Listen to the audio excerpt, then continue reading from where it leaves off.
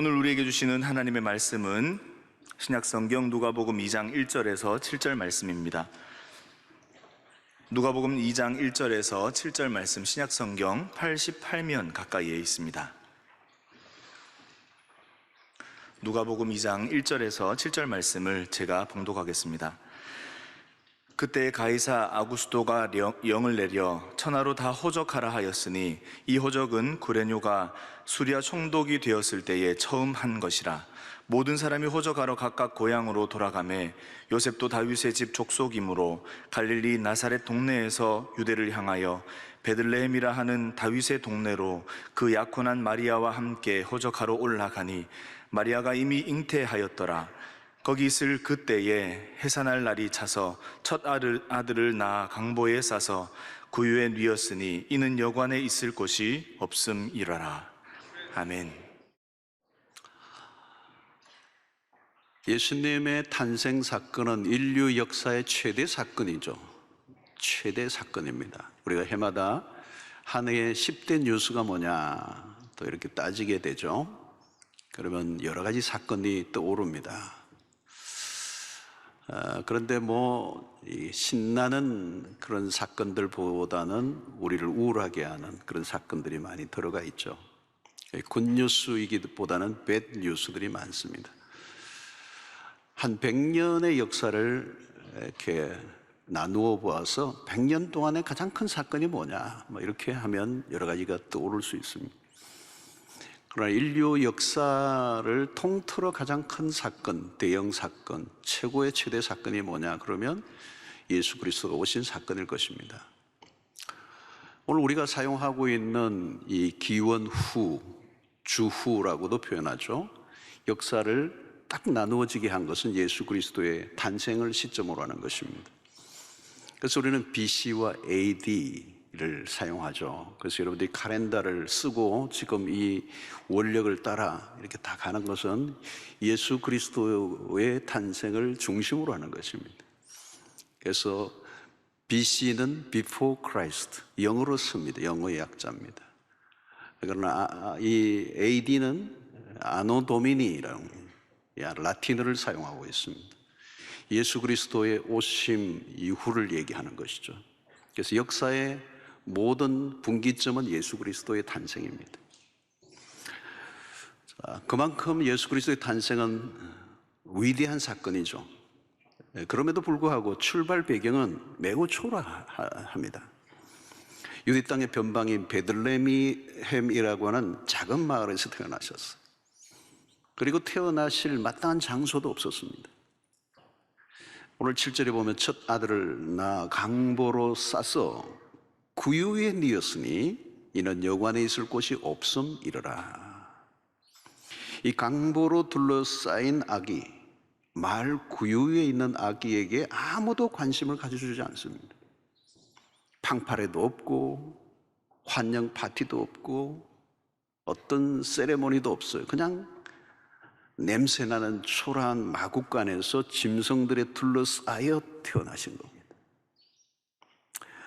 세상적으로 관점으로 보면 눈길을 끌만한 것이 하나도 없습니다. 소박한 정도가 아니고 비천한 모습이죠. 여러분, 이것이 인류의 구원자의 탄생에 어울리는 것입니까? 그런데 여기에 비밀이었습니다. 예수 그리스도는 낮은 자의 모습으로 오셨다는 것입니다. 말구유에 누워 계신 아기 예수는 낮은 자의 모습이에요. 하늘의 보좌를 내려놓고 말구유에 누워 계신 구원자. 예수 그리스도는 불편한 인간의 육체를 입고 오셨다는 것입니다. 이는 상상할 수 없는 낙차라고 얘기할 수 있습니다. 우리는 엄청난 이 낙차를 세상에서는 본 적이 없습니다. 인간이 지렁이가 된다는 것, 그것보다 더 충격적인 것입니다. 인간이 지렁이가 되는 것, 새가 되는 것, 이거는 피조물이 되는 겁니다. 그런데 창조주가 피조물이 되는 것, 이것은 다른 차원입니다. 우리를 구원하시기 위해서 처음도 없고 나중도 없으신 하나님이 인간의 시간과 공간 속으로 들어오셨다는 것. 빌립보서 2장 6절로 8절에는 그는 근본 하나님의 본체시나 하나님과 동등됨을 취할 것으로 여기지 아니하시고 오히려 자기를 비워 종의 형체를 가지사 사람들과 같이 되셨고 사람의 모양으로 나타나사 자기를 낮추시고 죽기까지 복종하셨으니 곧 십자가에 죽으심이라 그랬습니다. 가장 높은 곳에서 가장 낮은 곳으로 오셨어요. 하나님보다 더 높은 곳은 없습니다. 하늘이 높은 게 아니라 하나님이 높으신 거죠. 높으신 중에 높으신 분이 낮은 곳 중에 낮은 곳으로 오셨다. 더 이상 낮아질 곳이 없어요. 아기의 모습으로 종의 모습으로 결국은 십자가의 자리에까지 이르신 예수 그리스도. 여러분, 예수는 우리가 생각하는 것과 다른 모습으로 오셨습니다. 우리는 아무도 그를 알아보지 못해요. 예수의 탄생을 맞이했던 사람들은 누굽니까? 당시의 사회에서 별 볼 일 없었던 사람들, 그야말로 무명의 목자들이었습니다. 모든 것이 변변치 못합니다. 세상에서 벌어지는 것과는 차이가 굉장히 많죠. 여러분, 세상의 일들은 시작할 때 보면 굉장히 화려하고 거창합니다. 무엇인가 기대감에 들뜨게 하고 무엇을 하든지 우리는 최고, 최초, 최대라는 단어를 사용해요. 그러나 거대하게 시작하지만 세상의 역사는 초라하게 끝이 납니다. 그러나 예수님의 첫 출발은 너무 미미하고 초라해요. 여러분, 여기서 우리는 하나님의 방법과 세상의 방식에 차이가 있다는 것을 알게 됩니다. 하나님은 확대가 아니라 축소시키는 방식이에요. 하나님이 작아지실 대로 작아지십니다. 하나님이 너무 작아지셔서 난세포가 되십니다. 수정란으로 오십니다. 10대의 여성 마리아의 배 안에 수정체로 육 안으로는 식별할 수 없을 정도로 작아지신 하나님. 그래서 시인 존 도는 이렇게 얘기합니다. 그대의 존귀한 태중에 광대한 존재가 은둔해 있나니. 여러분, 예수의 탄생에는 부풀리기나 과장이 전혀 없습니다. 이 아기 예수는 축소되고 축소된 상태, 화려한 곳이 아니라 냄새나는 마구간. 그러므로 여러분, 높아진 마음으로는 말구유에 누인 예수를 알아볼 수가 없습니다. 동방 박사들은 별을 따라가다가 헤롯 궁으로 들어가 아기 예수를 찾습니다. 그러나 예수는 그곳에 헤롯 궁의 화려한 궁에 계시지 않았습니다. 여러분, 구원을 이루시는 하나님의 방법은 우리가 생각하는 것과 많이 다릅니다. 예수는 초라한, 이목을 끌만한 어떤 것도 없는 연약한 아기의 모습으로 오셨습니다. 예수는 압제하고 군림하는 왕으로 오시지 않았습니다. 여러분, 성탄절에 우리의 눈을 교정해야 합니다. 높은 곳만 바라보고 살아가는 사람들은 낮은 곳으로 오신 예수를 알아볼 수 없습니다. 눈을 하향 조정해야 합니다. 예수를 만나려면 낮은 곳을 바라보아야 합니다. 낮은 곳은 사람들의 이목이 집중되지 않습니다. 우리는 길을 쓰고 높아지고자 합니다. 조금만 내려가도 견디지 못해야 합니다. 더 높은 곳으로 가려고 암투가 벌어지죠. 여러분, 우리의 직급이 연말에 부장이 됐던 사람이 과장으로 바뀌었다면 아마 견뎌낼 사람 아무도 없을걸요. 우리는 화려하고 박수를 받고 조명을 받는 곳에 나아가지만 주님은 그곳에 계시지 않습니다. 우리는 아차 하는 순간에 예수를 놓치고 맙니다. 세상적인 관점을 가지고 있으면 예수는 보이지 않습니다. 하나님이 인간이 되셨는데 우리는 스스로 하나님이 되려고 합니다. 마음이 낮아져야 된다는 거죠. 심령이 가난한 자에게 복이 있습니다. 우리는 죄인이에요. 하나님을 받아들일 만큼, 하나님을 알아볼 만큼 우리의 눈은 밝지 않아요. 성령이 임하셔야 되는 것입니다.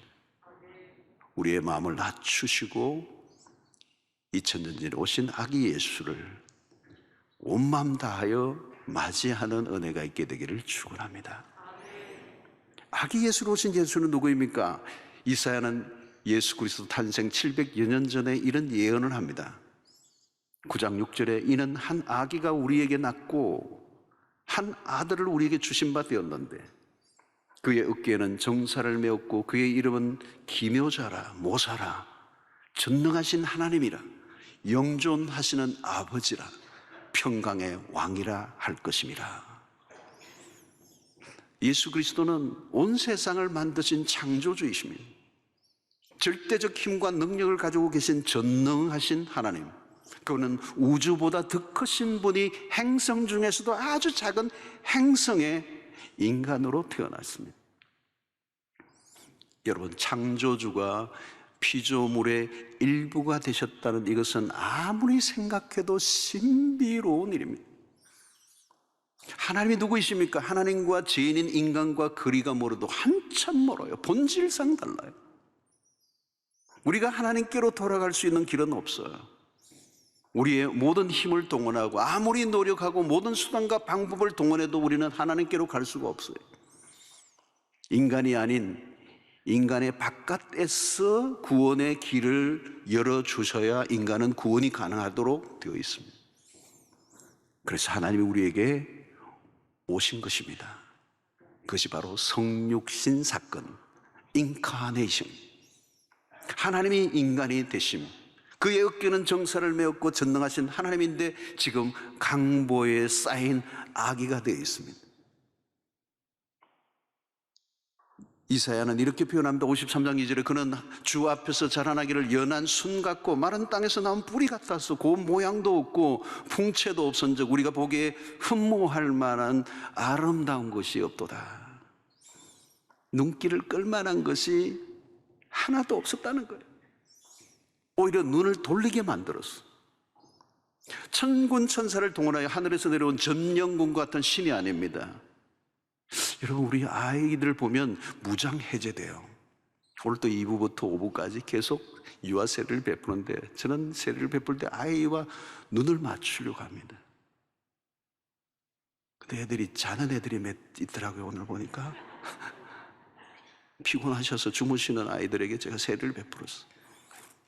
근데 여러분, 아이들을 보면 무슨 느낌이 들어요? 아이들을 보는 순간 우리는 무장 해제되고 맙니다. 아이의 손에는 도발적인 게 하나도 없어요. 어떤 위압감도 느낄 수가 없습니다. 아이를 보면 두려움을 느끼지 않죠. 아이를 보면서 긴장하는 사람이 있습니까? 한 대 때릴까 봐? 한없이 부드럽습니다. 예수 그리스도, 아기 예수, 세상의 권력자들에게서는 느낄 수 없는 전혀 다른 모습이에요. 연약한 모습이에요. 그러고 예수 그리스도는 마치 상한 갈대와 같이 꺼져가는 심지와 같은 모습으로 이 세상에 오셨습니다. 사리에 가득한 헤롯 왕의 칼날 앞에 예수의 목숨은 위태롭습니다. 우리 예수님은 수많은 천사를 동원하실 수 있는 분입니다. 12영도 더 되는 천사를 동원하실 수 있는 능력이 있으십니다. 그러나 우리 예수 그리스도는 힘을 가지고 있으나 힘을 사용하지 않았습니다. 공생애 동안에도 마찬가지입니다. 당시 권력자들과 예수님은 힘으로 대결한 적이 없습니다. 주님은 권력의 한계가 무엇인지를 알고 계셨습니다. 힘으로는 할 수 없는 것이 있다는 걸 알았어요. 여러분, 힘의 한계가 뭔지 아십니까? 힘으로는 사랑이 안 돼요. 사랑을 하려면 힘을 내려놓아야 합니다. 여러분, 자신이 가진 힘을 한번 자랑해 보세요. 다 도망갑니다. 힘은 두려움을 주는 것입니다. 권력은 지배하려 하고 폭력적으로 흐르기 쉽습니다. 자기 중심적으로 권력을 사용하고자 하는 유혹을 받게 됩니다. 권력을 가진 자들이 쉽게 타락하는 이유입니다. 당시 권력을 가지고 있던 헤롯 왕을 예수를 죽이려고 했습니다. 그래서 언제나 사랑과 권력은 다른 극점에 있습니다. 오늘도 마찬가지입니다. 힘을 추구하는 사람은 예수를 죽입니다. 오늘 또 우리가 예수를 믿으려고 하면 우리는 힘을 내려놓아야 합니다. 하나님은 사랑이십니다. 예수님은 힘과 거리를 두셨습니다. 우리를 사랑하시기 위해서 당신의 모든 힘을 감추셨습니다. 모든 힘을 내려놓으셨어요. 스스로 연약해지기로 결정하신 것이 오늘 성탄의 아기 예수입니다. 여러분, 강한 아버지는 자녀에게 존경은 받을 수 있을지 모르지만 자녀가 사랑하기는 힘들어요. 여러분, 권력의 힘으로 사람을 모을 수는 있습니다. 그러나 권력으로 모은 사람은 권력이 사라지는 순간 사람도 떠나갑니다. 돈의 힘으로 무엇인가 할 수는 있어요. 그러나 사랑은 돈으로 구입 불가입니다. 여러분, 씨름 선수가 자기 힘으로 아기를 힘껏 끌어안아 보면 어떤 일이 납니까? 질식사합니다. 한 아기로 오신 예수는 하나님의 사랑이 얼마나 부드러운가를 보여주고 있습니다. 하나님의 사랑보다 더 부드럽고 섬세한 것은 없습니다.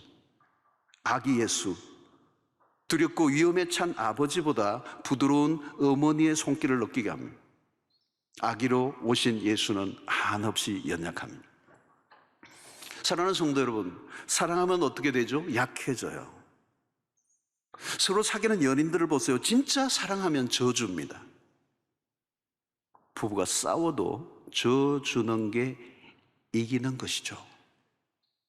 사랑하면 이기고 지는 것에 대한 개념이 없어집니다. 이기는 것, 지는 것에 관심이 없어요. 부모는 자식을 이기지 못합니다. 부모의 사랑이 자식보다 더 크기 때문입니다. 사랑하면 지게 되어 있죠. 힘을 내려놓아야 사랑이 가능해집니다. 하나님은 우리를 사랑하시기로 작정하셨습니다.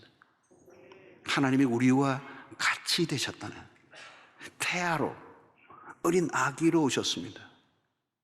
모든 걸 내려놓으셨어요.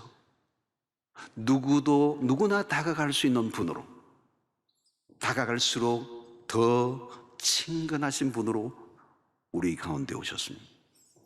여러분, 예수님에게로 가는데 거부감이 없습니다. 결코 내치지 않습니다. 그분은 누구든지 안으시는 분이십니다.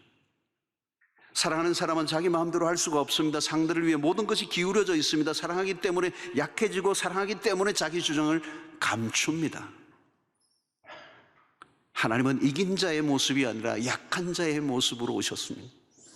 아기 예수를 통하여 하나님이 우리를 얼마나 사랑하시는가를 알게 됩니다. 우리와 함께 하시기 위해서 연약한 아기로 오셨습니다. 우리가 놀라지 않도록, 우리가 거북해하지 않도록, 우리와 전혀 거리를 느끼지 않도록 아기 예수로 오신 것입니다. 전능하신 하나님이 자기 아기의 모습으로 성육신 하신 것은 신비 중의 신비입니다. 여러분, 오늘 우리도 이웃에게 복음을 전할 때 힘으로 다가가면 안 돼요. 강자의 모습으로 다가가면 거부감이 생기게 되어 있습니다. 그동안 한국교회가 굉장히 빠른 성장을 하고 수적인 성장과 팽창이 일어나면서 우리도 모르게 강자의 이미지를 가지고 있었어요. 낮아져야 합니다. 겸손해야 합니다. 무례한 기독교가 되어서는 안 됩니다. 그동안 우리는 자칫하면 세상 속에 편견과 독선으로 가득한 종교인의 이미지를 보였던 적이 있었습니다. 그것은 복음과 거리가 먼 것입니다. 복음은 여러분 앵글이 넓습니다. 거칠어지면 안 돼요. 힘을 주면 안 됩니다. 예수를 믿을수록 속이 좁아지면 안 돼요. 하나님은 온 세상을 품으셨습니다. 특정인만을 받아주시는 분이 아니에요. 어떤 특정한 계층만을 지지하는 하나님이 아니세요. 하나님은 우리가 생각하는 것보다 훨씬 더 높고 넓고 깊으신 분이십니다. 내 좁은 시야 안에서 받아들이고 한다면 아기 예수를 이해할 수가 없습니다. 예수님은 유대인으로 태어나셨습니다. 그렇다면 유대인이 예수를 가장 많이 믿어야 정상 아니겠습니까? 그러나 오늘날 전 세계에 그리스도를 믿고 따르는 사람들은 유대인들이 아니라 비유대인들입니다. 예수님의 탄생 이후에 몇 세대가 지나지 않아 유대인이 아닌 다른 모든 민족 가운데로 복음이 흘러갔다는 것은 복음이 무엇인지를 우리에게 말해주고 있는 것입니다. 하나님은 특정한 민족이나 문화에 갇혀 계실 분이 아니라는 것을 우리에게 알려주고 있는 것입니다. 사랑하는 성도 여러분, 하나님이 인간이 되셨습니다. 누군가를 사랑한다면 우리는 그 사람의 자리로 내려가야 합니다. 누군가를 사랑하기 위해 나의 것을 포기해야 합니다. 쉬운 일이 아니죠. 여러분, 함께 한다는 것은 쉬운 일이 아닙니다. 불편한 일입니다. 거북스러운 일이에요. 상당한 용기가 필요합니다. 몇 년 전에 우리 아이들 이렇게 바깥에 중고등부 아이들이 있는데 제가 나갔더니 와 하고 오더라고요. 저하고 사진 찍자고. 사진 찍었어요. 근데 애들이 내 어깨에 손을 딱 얹고 탁 이렇게 하더라고요. 집사님, 장로님들이라면 꿈에도 생각 안 할 행동을 하더라고요. 어깨에 손을 탁 얹고 너무 친하게 하시더라고요. 그때 제가 인카네이션을 생각했어요. 성육신을 생각했어요. 그 아이들과 함께 어제도 그저께도 성탄 행사에 아이들이 왔는데 어떤 아이는 나를 오더니 나를 중학생인데 나를 팍 끌어안더라고요. 덕지도 이렇게 포근한 애가 끌어안더라고요. 하나님이 우리를 사랑하시기 위해 지불하신 대가는 엄청난 것입니다. 그 사랑을 우리는 깊이 만끽해야 합니다. 그 사랑을 육안으로는 볼 수가 없죠. 손으로 만질 수가 없습니다. 그러나 마치 공기와 같은 것입니다. 보이지 않고 만져지지 않지만 하나님의 사랑이 우리를 오늘도 살게 하는 줄로 믿습니다. 요즘 찬양 가운데 좋은 찬양이 있어요. 주 사랑이 나를 숨쉬게 해. 너무 가사가 좋아요. 주 사랑이 나를 숨쉬게 해. 우리는 그 사랑의 힘으로 구원을 받았고 그 사랑의 힘으로 오늘 살아갑니다. 그 사랑의 힘으로 이웃을 사랑하고 그 하나님의 사랑을 전하며 살아가고 있는 것입니다. 여러분, 사랑한다는 것은 나의 입장이 아니라 상대의 입장이 되는 것에서부터 출발하는 것입니다. 왜 세상이 이렇게 혼란하고 어려울까요? 자기의 위치와 입장에서 다른 사람을 해석하고 판단하기 때문입니다. 모두가 자기 소리를 내기에 바빠요. 오늘날 세상은 갈등으로 가득 차 있습니다. 세대 간의 갈등, 지역 간의 갈등, 이념 간의 갈등, 젠더의 갈등, 국가 간의 갈등, 갈등 사회예요. 아마 이 갈등은 갈수록 더 증폭될 것입니다. 모두 자신의 입장에서 열을 올립니다. 다른 쪽의 소리에 귀를 기울이지 않습니다. 여러분, 상대를 이해하려고 하면 나의 주장을 내려놓아야 합니다. 우리는 사랑을 해도 내 방식으로 사랑을 합니다. 인간의 사랑의 한계죠. 왜 수십 년 함께 살던 부부가 하루아침에 헤어지는 일이 일어납니까? 어디를 가나 사랑을 얘기해요. 그러나 그 사랑은 늘 미숙하고 결함이 많은 사랑입니다. 우리의 사랑은 자기중심적입니다. 부모는 열심히 자식을 사랑하고 희생을 다했는데 자녀는 상처를 받았대요. 일방적인 사랑으로, 일방적인 방식으로 사랑했기 때문입니다. 내 방식이 아니라 상대의 방식으로 사랑을 베풀었는가? 자녀는 부모의 입장을 이해했는가? 아니면 부모는 자녀의 입장을 충분히 이해하려고 했는가? 갈등은 우리는 닫힌 사회를 의미하죠. 자기가 하고 싶은 말만 되풀이하는 사회. 그래서 오늘날 세상은 폭력적이고 투쟁적입니다. 세계적인 정세도 마찬가지예요. 여러분, 예수로부터 멀어지면 세상은 갈등을 풀 길이 없습니다. 가정에서도 마찬가지입니다. 여러분, 성육신의 원리를 배우면 갈등은 사라질 수 있습니다. 서로 생각하는 것이 다르잖아요. 내 입장보다 상대의 입장을 이해하려고 하는 것. 하나님이 그냥 하늘에 계시고 인간을 하늘의 방식으로 끌어올리려고 하신 하나님이 아니세요. 그분은 하늘에서 땅으로 내려오셨다고요. 하나님이신 분이 인간이 되셨다고요. 하나님은 우리와 교통하시기 위하여, 우리와 교제하시기 위하여. 여러분, 이 성육신의 이 원리는 하나님 우리를 구원해 내시기 위한 하나님의 지혜일 뿐만 아니라 오늘 우리의 삶을 살아가게 하는 모든 삶의 문제를 푸는, 갈등을 푸는 키가 되는 원리를 하나님께서 우리에게 가르쳐 주신 것입니다.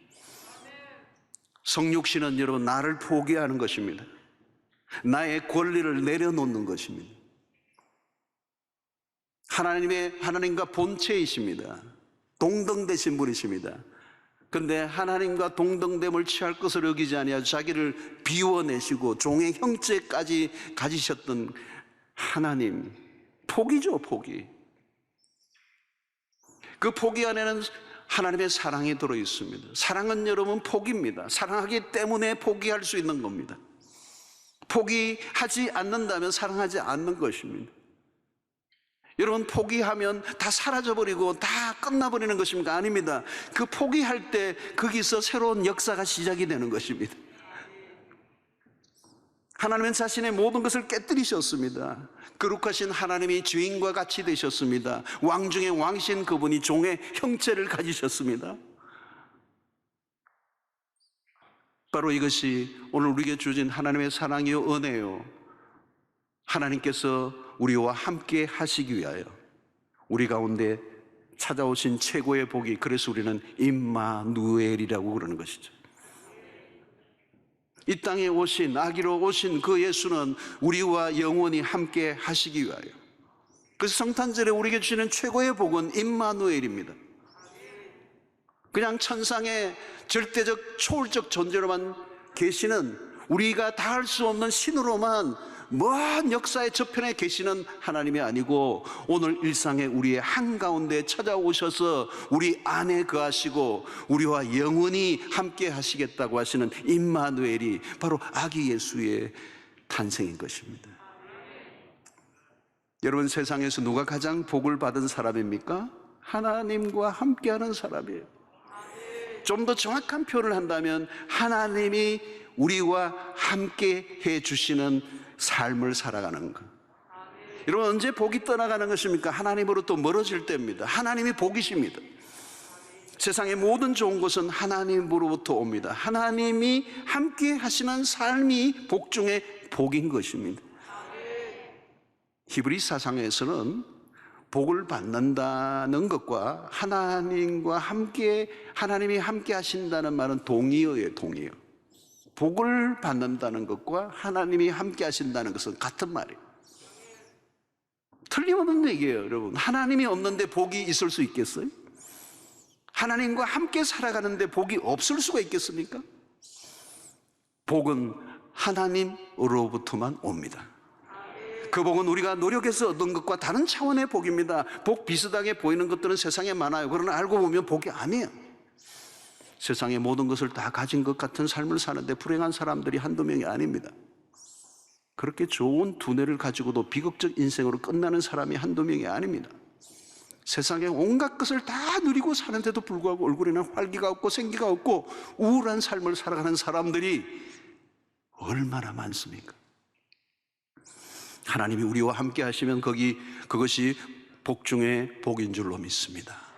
하나님과 함께하는 삶이 복입니다. 하나님과 분리된 복은 없습니다.